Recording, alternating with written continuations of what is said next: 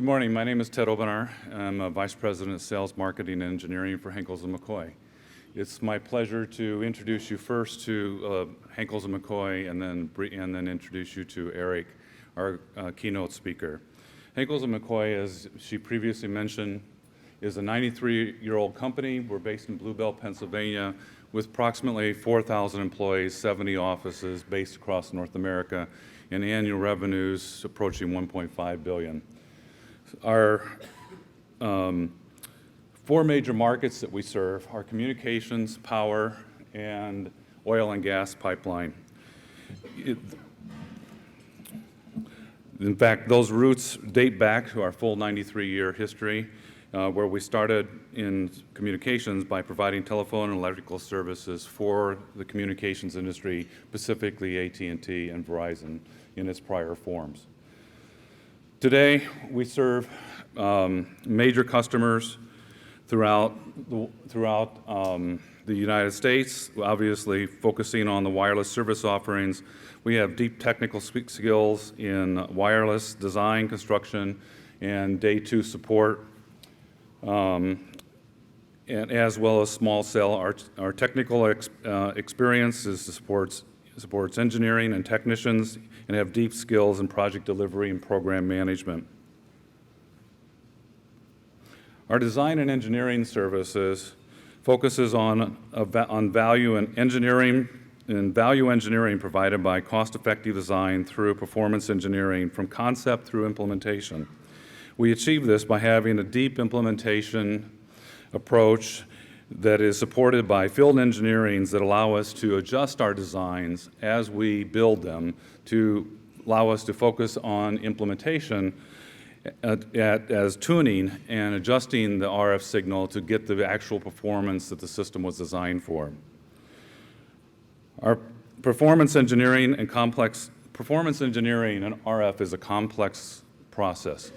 The cellular systems that we're looking at for tomorrow do not necessarily perform as they do in simulation. The reality is they're people-based, they change with the environment, and it requires a practical understanding of how RF works within a real-world environment. Our 3D modeling tools help us to understand that predictive environment, but our practical approach to implementation and construction is what allows us to achieve the real-time benefits that we actually design and are commissioned for.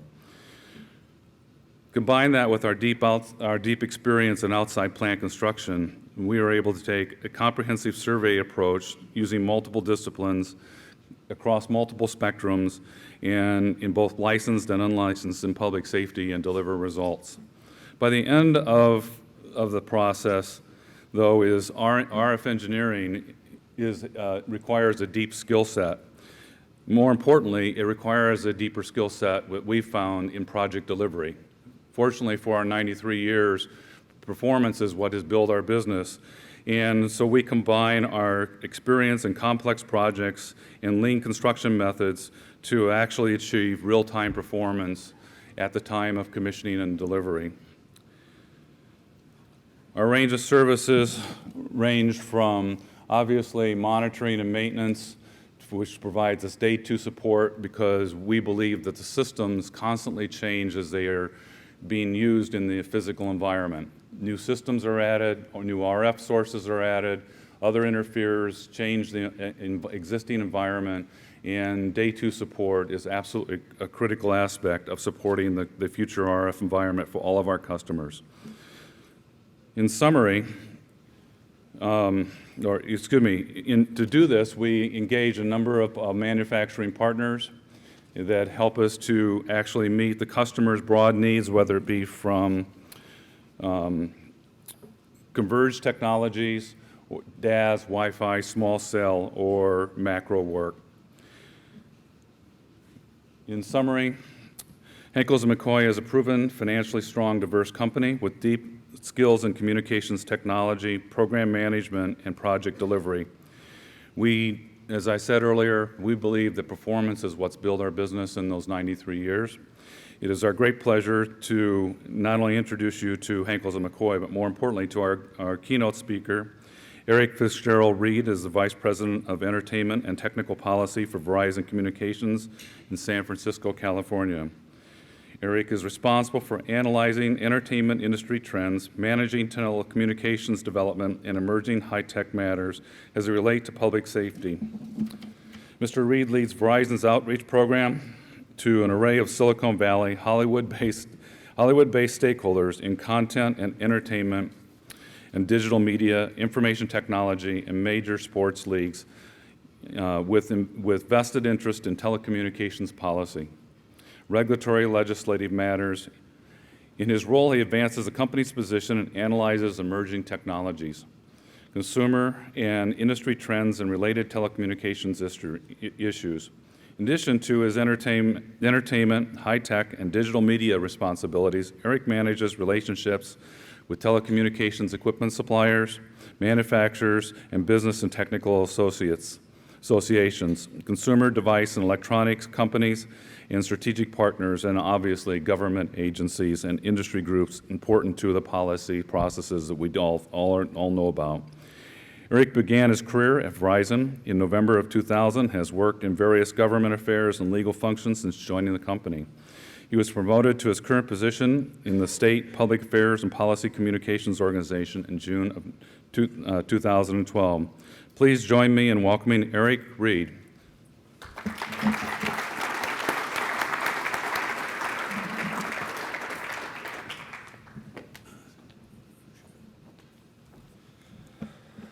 So good morning, everyone. Oh my God, is this like, am I at church today? I know it's early. Come on, guys. Good morning, everyone. Good morning. Thank you. I didn't want to have to go into my reverend mode. So amen to that. So welcome to beautiful Los Angeles. And I want to thank one of my longtime colleagues, Jonathan Adelstein, for the invitation to be here today. Of course, Tracy Ford and the rest of the PCIA team as well. And I should also mention the great folks at Henkels and McCoy, which I have worked with ever since I began with the company in November of 2000 on our FiOS initiative, starting in Pennsylvania and throughout the Eastern Seaboard. So thank you for your sponsorship of this particular keynote session, and thank you for the kind introductory remarks, Ted. So here we are. We're in the entertainment capital of the world, complete with all the glitz and glamour of Hollywood. We got the backdrop of all these beautiful beaches. We have TMZ tour buses and people snapping photos everywhere. I'm sure you're a TMZ fan, aren't you, right? That's why you chuckled. I know you are. So we have all these celebrity-crazed tourists, like this lady up front, that like to use their smartphones for everything that they do. But I will have to say, even though I'm based in San Francisco, being here in LA, I tell you, we have some of the worst traffic in the world. So that is also a consideration to think about. So when we think about much of the studio created and watched content and social media interactions, the sharing of short-form video clips and apps providing real-time traffic information, like I talked about with some of the traffic around here in LA, this is all driven by wireless technology. And the demand for wireless data services, including machine-to-machine and the Internet of Things, have nearly doubled in the past year.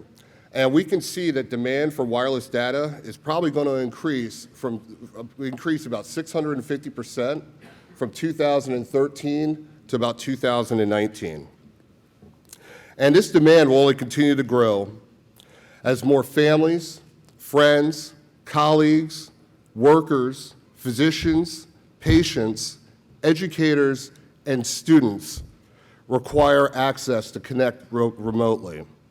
So I want to spend the next few minutes this morning to touch upon only 3 key realities when it comes to consumer engagement with wireless. The first is the value proposition. In other words, what are the trends that are driving consumer mobile data consumption, and what are the benefits to the consumer? So let's start with apps.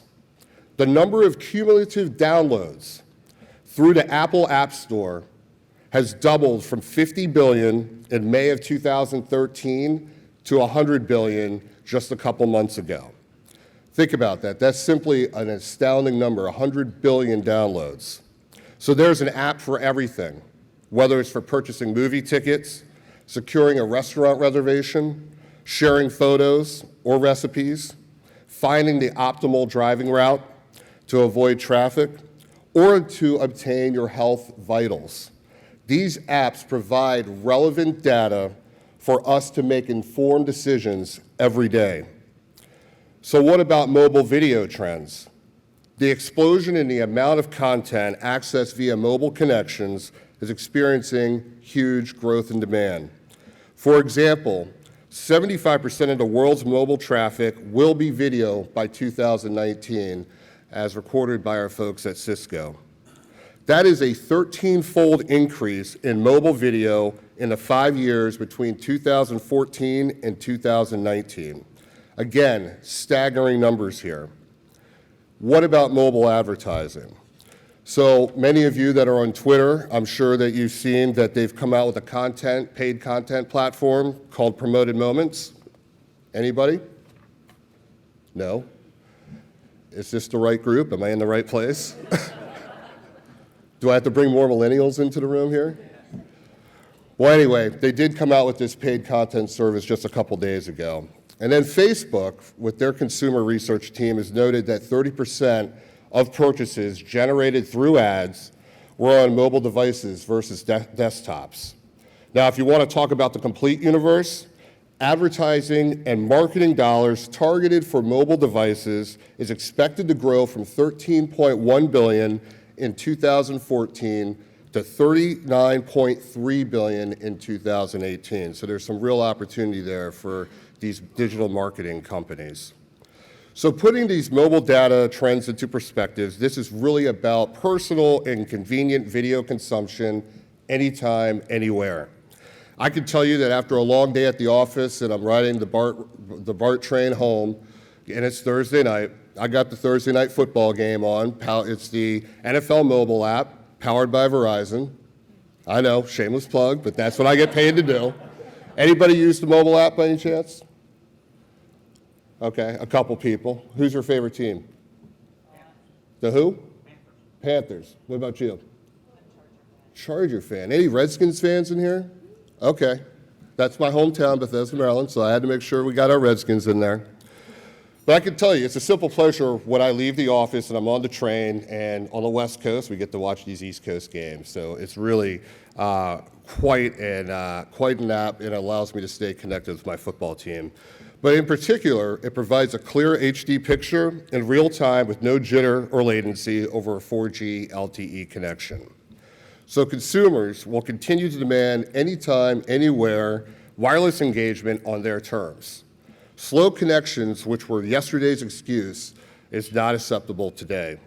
Consumers expect more, and we as an industry must deliver more in terms of capacity, performance, and speed. So here's the second reality. And this comes from more of a supply side perspective, from the service provider and also our supply chain partners around the room. What are the economic realities when it comes to deployment plans? So let's take a step back in time and walk down memory lane. As you recall, I talked about our partnership with Henkels and McCoy, and that was when, at a time, we were deploying Fios, which is our fiber to the home technology. And we were really met with a lot of skepticism and criticism from many in the Wall Street community.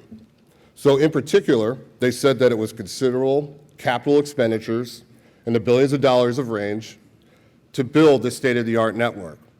And the two major arguments at the time were that our initiative was too ambitious and that in terms of cost, it lacked consumer value, meaning that consumers did not need double-digit megabit capacity coming into their homes or premises. Despite the skeptics, there were some localities that had a vision for the future. These forward-looking communities wanted to be on the leading edge from an economic development standpoint, so they devised infrastructure build-out procedures and processes which created a clear path forward for the implementation of efficient and streamlined processes to attract capital investments in broadband that enhance network capabilities and speeds. As Jonathan has recently noted in his testimony earlier this month before the Senate Committee on Commerce, Science, and Transportation, private investments in wireless infrastructure between 2013 and 2017 are expected to generate as much as $1.2 trillion in economic growth and create 1.3 million in net new jobs. Staggering numbers again. Investments in wireless technologies and especially networks are true growth engines with important spillover effects. So, those jurisdictions which served as early investment pioneers thrived, while some of their neighboring cities played catch-up. The economic reality is that capital, like water, flows to the areas of least resistance. It is costly to deploy small cells and other wireless facilities, and those cities which recognize the sustained expenditures and careful coordination to build next-generation wireless networks would be best served to develop wireless facility permit processes which adhere to federal mandated shot clocks. I am encouraged by the recent bill, AB 57, signed by California Governor Jerry Brown just a couple weeks ago, which will result in new wireless permits to be deemed approved if not acted upon within 150 days or 5 months. Likewise, applications for modifying existing facilities will also be deemed approved if not acted upon in 90 days or 3 months. This is really a common sense approach to ensuring wireless customers can obtain better service faster, and oh, by the way, it's the law. So hopefully they will heed, these municipalities will heed that we cannot have 3 years of delays, 5 years of delays for just getting these permits. So these wireless permits for potential and existing sites, which took a number of years to obtain a decision or were taken to litigation, will hopefully be a thing of the past. There is really too much at stake for mission-critical services like public safety, which rely upon wireless connections. Ever more important when considering 70% of wireless calls of emergency calls, are made from wireless devices.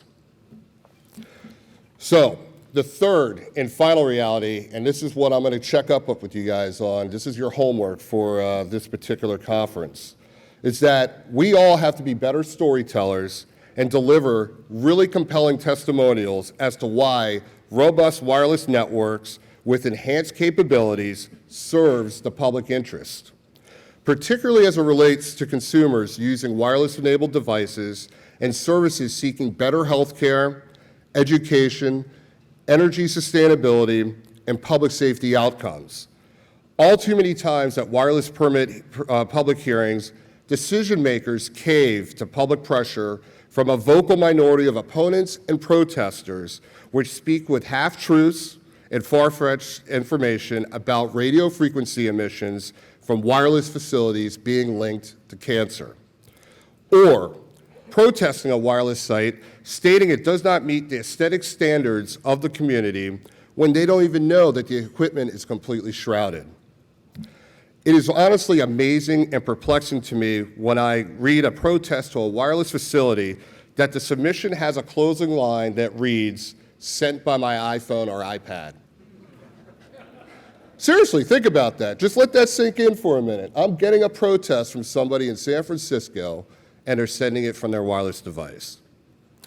So besides me cursing or anything like that in my office on my own, I really just say you can't be serious. I mean, let's be honest. This is really just, it's nonsense. So you're honestly, I mean, when I think about this, you're protesting a site which will ultimately enhance the performance of your wireless connection to your smartphone or tablet. I mean, that's the question we have to ask. For me, that's quite a head scratcher, even with the lack of hair that I have up here. I will tell you, though, that I am encouraged by those citizens and community groups which do attend public hearings and comment that their wireless connection and device or devices, and I know many of you around the room have more than one wireless device, are their lifelines for better health care and personal outcomes. As the month of October is Domestic Violence Prevention Month, I am proud of Verizon's commitment to providing mobile phones to victims of domestic violence so that they have a wireless connection to obtain assistance in an emergency situation. We have to be vigilant in terms of providing facts like those from the American Cancer Society, which have conducted extensive research for many years, noting that there is no linkage between cell phone usage and cancer. The bottom line is that many people require wireless connectivity to conduct their day-to-day activities, both personal and professional. We cannot contemplate or settle for the negative implications when we cannot densify or enhance our networks, resulting in the customer not being able to make a phone call, access the internet, or be able to reach the fire department or police. Think for a minute about how anxious each and every one of you are when a wireless connection is not existent. How about at a widely held event like this conference here, when your wireless connection is sparse? I can guarantee you, it doesn't matter how compelling our keynotes are this morning, that a lack of wireless connections in this ballroom will result in multiple people walking out of this room, moving from their seats and moving to an area of the hotel where they have a better connection to make a phone call or to respond to a time-sensitive email. And I see a number of you laughing, so I'm going to keep you in your seats for a couple more minutes. I'm almost done, I promise.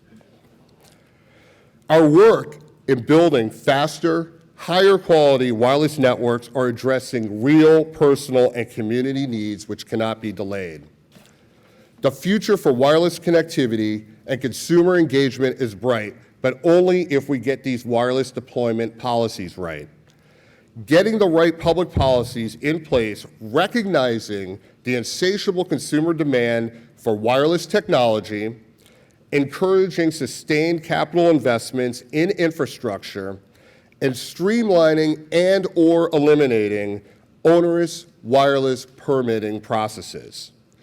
We as an industry should be proud of our technical achievements and success, evolving from analog to digital, going from 3G to 4G LTE with the promise of 5G on the horizon. However, we must actively articulate why timely siting decisions ultimately provide wireless consumers with real-time choice and flexibility, while allowing network investments to be efficiently managed by service providers and network facilities partners. All of us around this room must provide better guidance and testimonials so that state and local decision makers can make quicker decisions, which have significant implications for our families and communities in our always-on, digitally connected world. So thank you for giving me the time this morning to share these insights with you. I encourage you to take this homework home with you, and if you have tower permitting hearings in your communities, to push back. I'm tired of having these protesters stifling our investments and not allowing us to enjoy these wireless devices and wireless connectivities that we use, not only from our personal standpoint, but also for our professional standpoint.